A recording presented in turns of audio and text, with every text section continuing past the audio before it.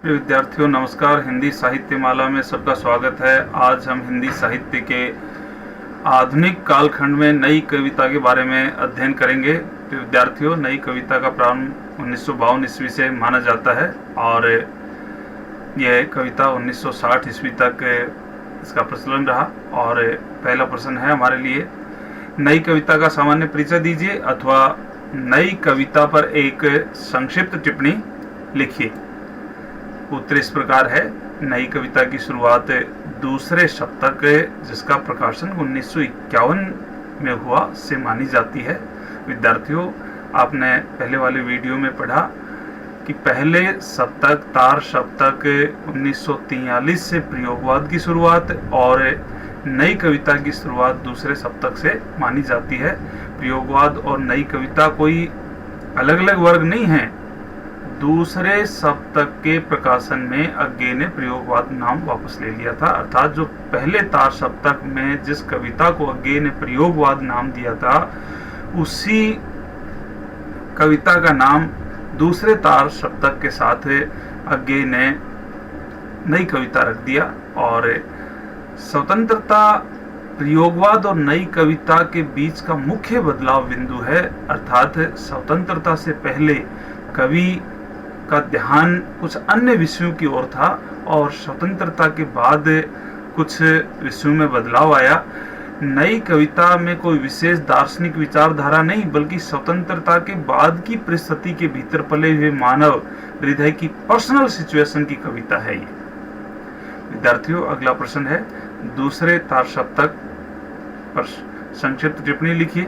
विद्यार्थियों, दूसरे तार शतक का प्रकाशन अज्ञे ने 1951 ईस्वी में किया और दूसरे तार शतक का संबंध नई कविता से है। जैसा कि हम पढ़ चुके हैं कि पहले तार शतक का संबंध प्रयोगवाद से है, उसी प्रकार दूसरे तार शतक का संबंध नई कविता से है। दूसरे तार शतक के प्रमुख कवि इस प्रकार हैं: शकुंतला माथुर, हरिनारायण व्यास, रघुवीर सहाय, नरेश मेहता, भवानी प्रसाद मिश्र, धर्मवीर भारती और शमशेर बहादुर सिंह हैं। अगला प्रश्न है हमारे लिए, प्रयोगवाद और नई कविता में अंतर स्पष्ट कीजिए। अतः प्रयोगवाद और नई कविता में अंतर इस प्रकार है, प्रयोगवाद में हर भावना के आगे प्रश्न चिन्ह है, क्योंकि कवि जो भी लिख रहा है वो प्रयोग के तौर पर लिख रहा है कि मेरी भाषा, शैली, विषय क्या कविता के लिए उचित है नहीं है। लेकिन नई कविता में आते आते ये प्रश्न चिन्ह हट गया है और कवि ने समाधान खोजना शुरू कर दिया है। और प्रयोगवादी कविता स्वानुभूति केंद्रित है, अर्थात कवि की अनुभूति पर आधारित है, जबकि नई कविता स्वानुभूति के साथ साथ मानव केंद्रित भी है। और प्रयोगवाद भावनाओं का अस्त व्यस्त बगीचा कहा जा सकता है, जबकि नई कविता भावनाओं का सुनियोजित गुलदस्ता है। प्रयोगवाद पहले प्रारंभ हुआ, उसके बाद नई कविता आई। प्रयोगवाद को भूमि कहा जा सकता है, जबकि नई कविता को उस पर फूटा हुआ अंकुरण कहा जा सकता है। प्रयोगवाद में कला पक्ष पर अधिक जोर है, जबकि नई कविता में भाव पक्ष पर ज्यादा जोर दिया गया है। अगला प्रश्न है, नई कविता की प्रमुख प्रवृत्तियां या विशेषताएं लिखिए। तो प्रिय विद्यार्थियों, नई कविता की प्रमुख विशेषताएं इस प्रकार हैं। नई कविता लघु मानव पर केंद्रित है, इसमें कोई बड़ी विषय वस्तु, बड़ा महानायक नहीं है, सामान्य आदमी को केंद्रित करके ये कविता लिखी गई है।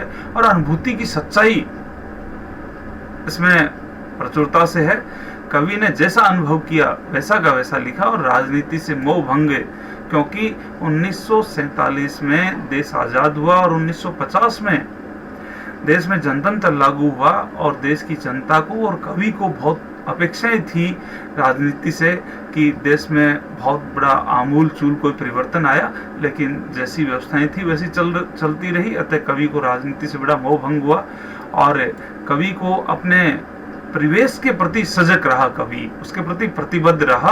और बौद्धिकता नई कविता की विशेष पहचान है। परंपरागत कविता में जहाँ भावना की प्रधानता है, वहाँ नई कविता में बुद्धि की प्रधानता है।